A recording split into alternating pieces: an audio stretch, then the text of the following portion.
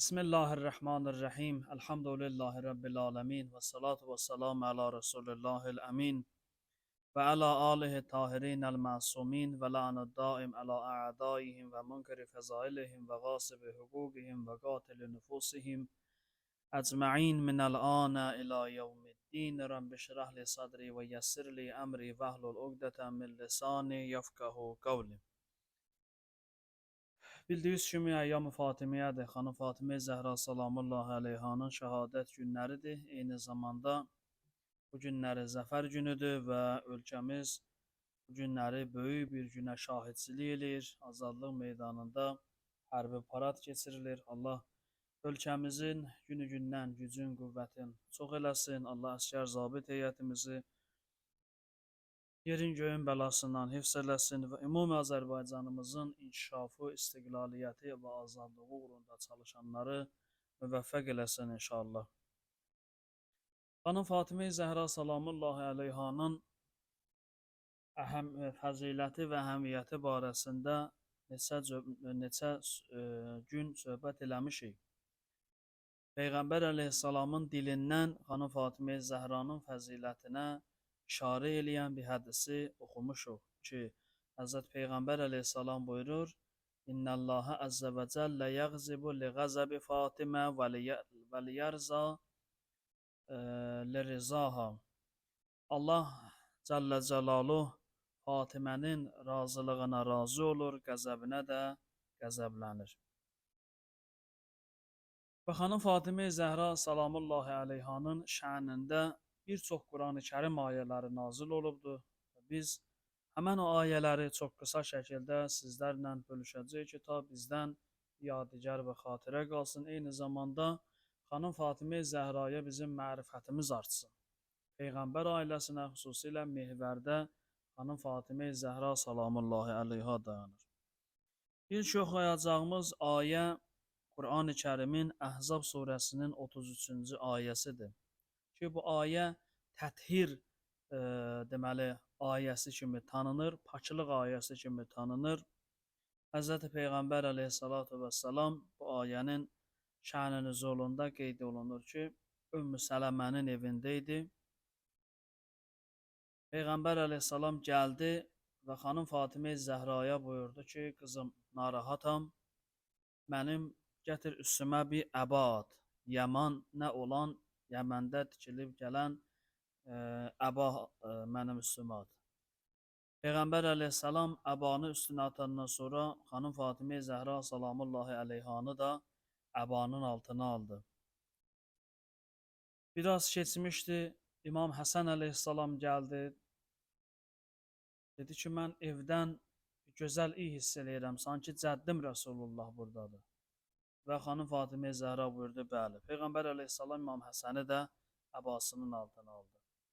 Ondan sonra İmam Hüseyin əleyhissalam gəldi, o da eynən. Sonra Həzrət Əmir əl-Müminin Əli əleyhissalam gəldi və o da dedi ki, mən evdən bir cənnət qoxusu hiss eləyirəm, bir gözəl iyi hiss eləyirəm ki, əmim oğlu Peyğəmbərin ətrinə bənzəyir. Və bəli. Peyğəmbər əleyhissalam, xanım Fatimə Zəhra, İmam Həsən, İmam Hüseyin və Həzrət Əli əleyhissalam bu əbanın altında cəmləndilər və Peyğəmbər buyurdu ki, ilahi, bunlar mənim əhl-i beytimdir. Bu zaman Quran-ı Kərimin həmən bu Əhzab surəsi 33-cü ayəsi nazil oldu. İnnəmə yuridullah liyudhibə ankumur ritsə əhləl beyt və yutahhirakum təthira. Mənası budur ki, həqiqətən Allah iradə eləyib siz ev əhlindən ki, sizin çirkinliklərinizi, eyiblərinizi aparsın və sizi tərtəmiz eləsin, sizi tərtəmiz saxlasın. Bu ayə qeyd elədiyim kimi paçlıq ayəsi kimi də adlanır. Bu ayənin barəsində bir neçə incə məqama toxunmaq zəruridir. İlk öncə bundan danışmaq lazımdır ki, Allah Teala mübarək ayədə buyurur ki, Allah sizi iradə eləyib. İnnəma həsrdir, yəni özündən sonra gələn mövzunun müəyyən bir qismə, şəxsə və yaxud da şəxslərə aid olmasını bildirir. İnnəma yuridullah, həqiqətən Allah belə iradə eləyir ki, siz əhl-i beytdən, yəni bu əbanın altında olan şəxslərdən eyibləri təmizləsin. Onların paklığını qoruyub saxlasın. Bunlar pak idilər. Paklıqların qoruyub saxlanmasında Allah bunlara dəstəkçi olur, zamin olur. Ümmü Sələmə gəlir Peyğəmbərin yanına, buyurur ki, ya Rasulallah, icazə verirsən mən də bu əbanın altına daxil olum. Peyğəmbər buyurur ki, sən də xeyir əhlindənsən, amma bu əbanın altına daxil ola bilməzsən. Bəziləri irad eləyir ki, necə ola bilər ev əhlindən məqsəd axı təkcə bir neçə şəxs ola bilməz. Bu insanın ailəsi də onun ev əhli olur. Uşaqları da ev əhli olur və s. Amma biz Quran-ı Kərimə baxırıq ki, Quran-ı Kərim məntiqindən ev əhli və yaxud da ailə fərqli prizmadan baxılır. Məsələn, Həzrəti Nuh əleyhissalamın oğlu Kənan bilirsiniz, o dəryada qərq olan zaman Həzrəti Nuh əleyhissalam dedi ki, dedi ilahi, sən özün vədə veribsən, sənə və sənin ailəyə nicat verəcəm. Bu mənim oğlumdur və sənin vədin də haqdır. Xətab gəldi ki, ya Nuh, innehu leysə min əhlik, innehu əməlun qeyru salih. Dedi ki, ey Nuh, sənin ailəndən deyil, bu əməli salihlərdən deyil. Halbuki elə Nuh əleyhissalamın öz övladı idi, oğlu idi. Amma ayə buyurur ki, sənin o ailəndən hesab olunmur. Niyə? Çünki peyğəmbərlərin ailəsi bioloji ailələrdən ibarət deyil. Eyni zamanda iman ailəsi də buna daxildir. Yoxsa elə Əbu Ləhəb də peyğəmbərin əmisi idi. Başqaları da peyğəmbərin əmisi idi. Deməli, burada iman ailəsindən söhbət gedir. Allah buyurur ki, ey Nuh, o sənin ailəndən deyil, əhlindən deyil. Sənə iman gətirmədi, əməli salihlərdən olmadı. Təhrim surəsinin axırıncı ayəsində Allah Həzrəti Nuhun və Lutun xanımlarının cəhənnəm əhli olmasından danışır. Ki, buyururlar, cəhənnəmə gedənlərlə bir yerdə cəhənnəmə gedəcəklər. Niyə? Çünki peyğəmbərlərin ailələri statusunu ala bilmədilər. Ailəsi çətirinin altına girənmədilər. İman ailəsinə daxil ola bilmədilər. Ona görə burada da ayədə qeyd olunan innəma yalnız və yalnız bu əbanın altında olan bu 5 nəfər və bunlardan dünyaya gələcək məsumlara aiddir bu. Orada heç kəsi qarışdırmır məsələyə. Burada bir dənə də aydınlaşdırılması zəruri olan məqam var. O da bundan ibarətdir ki, ola bilər zehninizə gələr, axı Allah deyir ki, burada Allah iradə eləyib ki, sizi pak eləsin, pak saxlasın, qorusun. Peyğəmbərlər biz deyirik ki, bizim əqidəmiz budur, peyğəmbərlər, imamlar günah eləməzlər. Bunlar günahlardan arınmış pak insanlardır. Məsum deyəndə biz günahsız elə dildə də deyəndə istifadə edilir ki, imam peyğəmbər də günahsız. Buradan belə məna çıxır ki, onlar məcbur idilərmi günah eləməsinlər? Sonra mən də deyərəm qiyamətdə ilahi, əgər bunları məcbur, bunlara mane oldunsa, bunlar günah eləməsinlər, onda elə mənə də o şəraiti yaradıydım, mən də günah eləməzdim. Da mən niyə nəfsimin əlində əsir qalırdım, niyə təmayüllərin əlində əsir qalırdım? Amma diqqətlə ayələrə, indi burada vaxtımız məhduddur, istəmirəm çox geniş bəhs olsun. Və çox dərin bəhslər yorar, ona görə çox dərin bəhslər istəmirəm eləyəm. Amma ayələrdən və hədislərdən çıxan nəticə budur ki, Peyğəmbər əhl-i beytinin günah eləmək istedadları olubdur. Bunlar da insandılar, bunların da nəfsi təmayülləri var, bunlar da qəzəblənərlər, bunlar da digər ehtiyacları ola bilər. Amma bunların özəlliyi budur ki, bunlar öz nəfslərinə hakim ola bilirdilər. Bunların isməti, yəni günahsızlığı, günahlardan qorunması öz bacarıqlarının hesabına idi, Allah da dəstək verirdi sadəcə. Yəni peyğəmbərlər günah eləyə bilərdi, bəli eləyə bilərdi, amma eləmirdilər. Əhl-i beyt imamları günah eləyə bilərdi, nəuzubillah, eləyə bilərdilər, amma eləmirlər. Necə ki, Əli əleyhissalam Nəhcül Bəlağədə buyurur ki, əgər hilə, kərək haram olmasaydı, mən elə fənlər eləyərdim, onda görərdiniz ki, Muaviyə bir iş bilmir, Muaviyə iş bacarmır. Amma nə eləyim ki, şəriət mənə icazə vermir. Yəni, bunların hər şeydən xəbərləri vardı. Sadəcə bunların elə gözəlliyi və özəlliyi bu idi ki, Peyğəmbər Əhl-i-Beyti günah, haqsızlıq eləyə biləcəkləri halda eləmirdilər. Bu önəmli cəhət idi. Bu bunların dəyəri idi.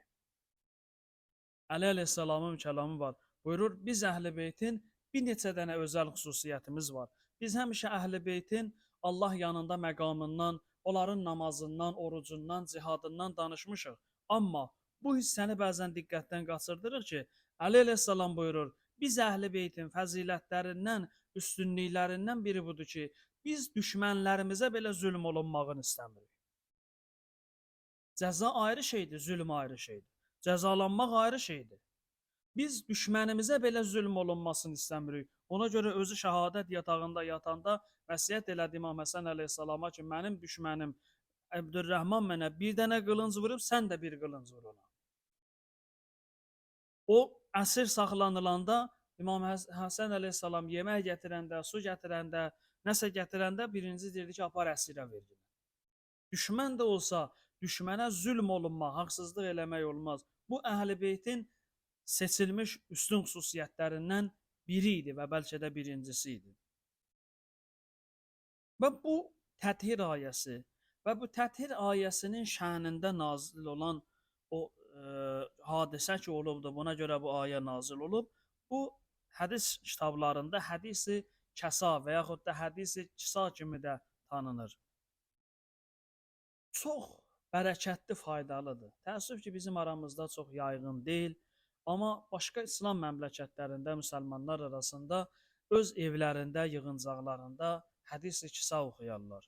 Məsələn, mərhum Qazi Təbatəbai, Allah rəhmət eləsin, böyük ariflərdən biridir. Kim gəlirdi ona müşkillərlə bağlı, problemləri ilə bağlı müraciət eləyəndə ona tövsiyə edirdi ki, get hədis-i kisanı oxu.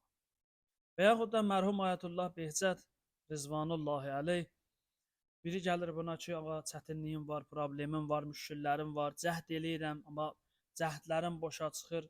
Mənə bir kömək elə, mənə bir dəstur ver, bir qayda öyrət. Həzrət buyurur ki, get hədis-i kisanı oxu. Yəni hədis-i kisa oxumağın çox fəziləti var. İnsan yığışa, ailə uşağın yığa başına, deyə ki, bu günləri hədis-i kisa oxuyacaq. Və hədis-i kisanın axırında da var ki, hər kimin problemi ola, çətinliyi ola, bu qeyd olunan həmin o mətni oxuyarsa, Allah onun sıxıntılarından nicat verər. Çünki Peyğəmbər Əhl-i-Beytinin əsas hədəflərindən biri insanlara, bəşəriyyətə çıxış yolu verməkdir. Peyğəmbər ailəsi insanları dalana dirəmək üçün gəlməyib, insanlara çıxış yolu vermək üçün gəlibdir.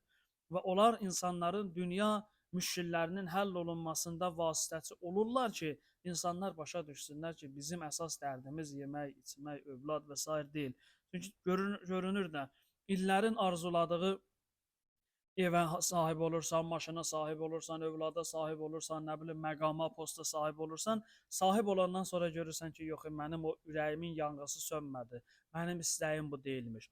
Ona görə Əhl-i-Beyt vasitəsidir, bizim problemlərimiz həll olsun ki, biz nəhayət başa düşək ki, bizim problemimiz ev deyil, bizim nəhayət problemimiz iş deyil, bizim nəhayət problemimiz digər məsələlər deyil.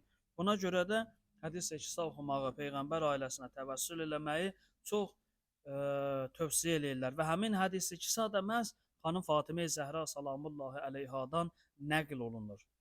Buna görə də bu ayə, Əhzab surəsi 33-cü ayə xanım Fatimə Zəhranın şənindədir ki, Allahın pak eləyib, pak saxlamaq istədiyi şəxslərdən biri və birincisidir. Allah Muhammed Muhammed ehtiramına, Həzrəti Zəhra ehtiramına hər birimizin çətinliklərimizi asan eləsin. Bismillahirrahmanirrahim. İnna a'teynakal kevsar. Salli li rabbika vanhar. İnne şaniyaka huvel abtar. Sadaqallahul aliyyul azim.